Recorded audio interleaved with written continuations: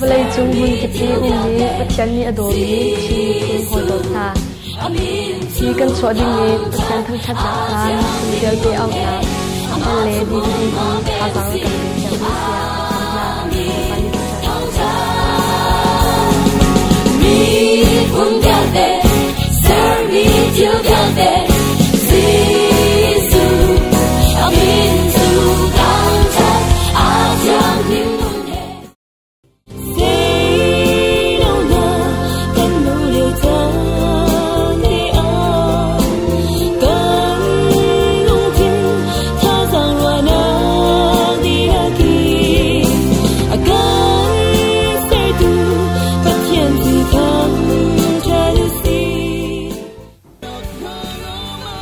Misual miding khaidan lau mirum sifak khaidan lauin akan zau khinzung zau tu hodo si kim na kan peri meeting te kan zau khan I te kan chat tu hi hodo si Yesu Christ nu nak kan per tu anu nak di lak peren kan do tu Yesu Christ long long si ama azumi ama aumi po chu kan dot lai ti mi thate si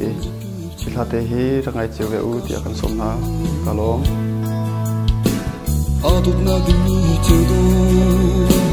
misal na lagi kinca, kental na lami cina, minum.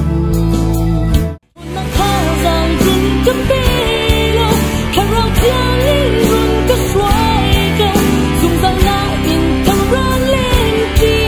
kau nak lah. Ganang piko, Piko, San Lady, I am Benta, San Kumui, Kan Han Piko.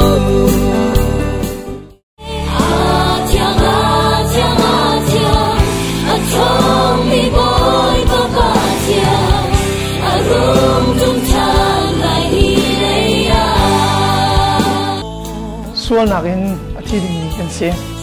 si kau nain akan kau tu. Kan boi Giêsu thong min thar nak kan ngai chang chu adot nak chu adot ni nu na le tharin kan thai than nak nga le kan ro than kho nak nga cha thi le peli rangai ve chiu tia kan som na oi ban ni chu te ko se Hi chung ton nak sui hoi don ta tu wa chan tua Hallelujah min tiang thang thang si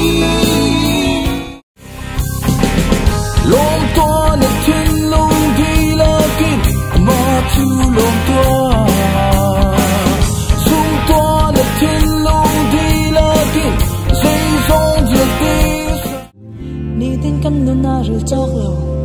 khát chua na khe, a kan suai mi sual